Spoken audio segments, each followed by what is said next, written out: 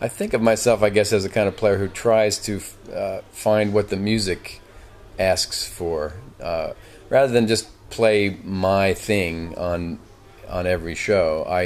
I first look for, well, what does the music want me to play, and I'm a fan of so many different types of music, and I've listened to so much music growing up, and I grew up listening to Beatle records and Stones records, and then later on went into a jazz phase where I studied lots of jazz music. I always listened to a lot of classical music and studied quite a lot of classical music in school, and so I feel comfortable as a listener with lots of different styles of music, and I think that helps me to be versatile, and also I've made a living as a freelance guitar player, where I have to play different things every day.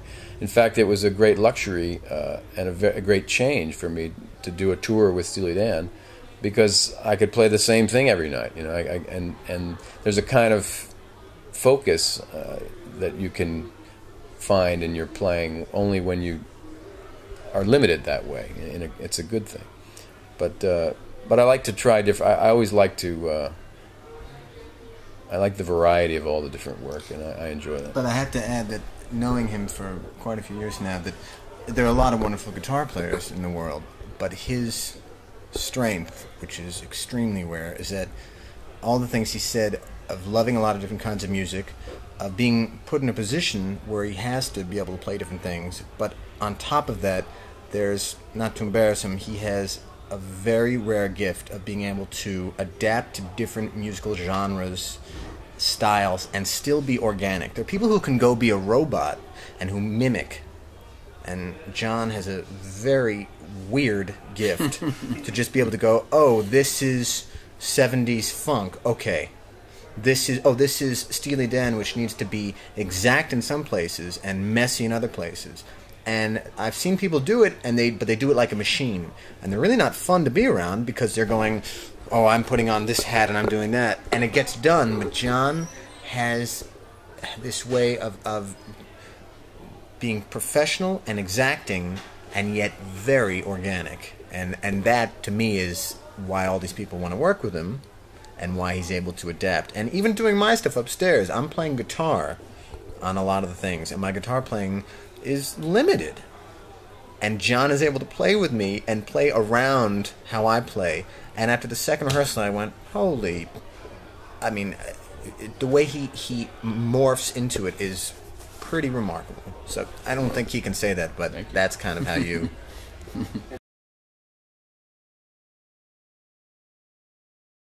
It's both. Again, it's like the other question. If you really look at it, there are a lot of dangerous things for when art becomes free to or when musicians can't make a living.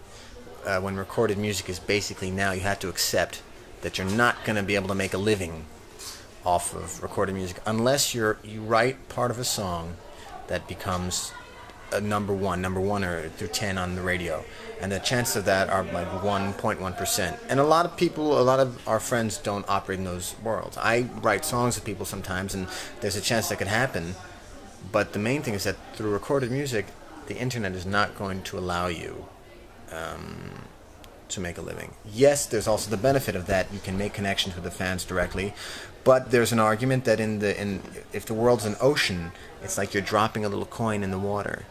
And it's so hard, without the support of a major record label distributor, how do you really make an impact? There are some incredible things. I've been able to contact people who have contacted me who never would have, we never would have found each other. So there are a couple artists who I think are very forward-thinking, whether it's Bjork or David Bowie, who 5 years ago found a way to use the internet. People who are mixing their albums in a smart way for the equalization of laptop computers where a lot of music is being heard. People who are finding ways to make a living with iTunes and stuff. It's a new world, and if you're afraid of it, you lose out. If you find a way to work with it, you can work with it. So. The biggest change in terms of New York life with many of the people that I know, many of the musicians I know, is that over the years there was a big recording scene, which is is much smaller now. There's still quite a lot that goes on, but it used to support a lot of musicians, and now it doesn't anymore. So people are forced to do other types of work. I just feel fortunate that I got into doing some touring, because before that I was making a living in New York, and I still do when I'm not on the road, but it's not. I have to say yes to everything. I do a little bit of teaching. I do some recording. I do some writing when I can, arranging, whatever kind of job I can get, I try to take.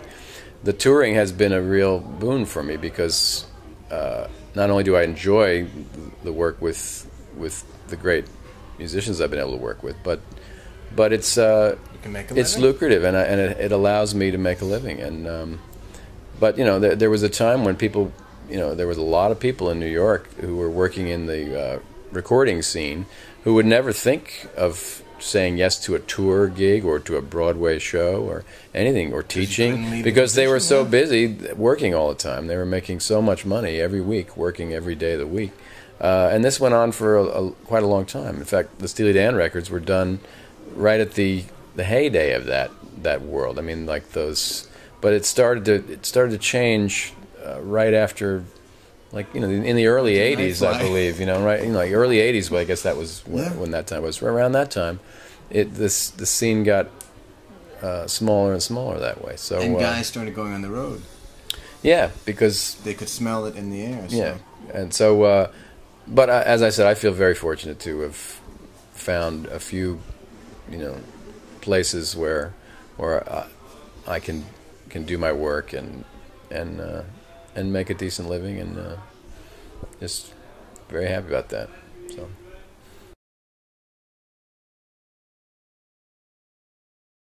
Yeah, c'est mon plaisir d'être ici à Paris, au Sunset, au Sunside. J'espère que tout le monde peut écouter ce concert ou cette interview, et j'espère que c'est pas la dernière fois que l'on est ici, et qu'on arrive l'année prochaine, et comme ça. Merci. Je voudrais parler en français, mais ce n'est pas ma langue maternelle. Je m'excuse.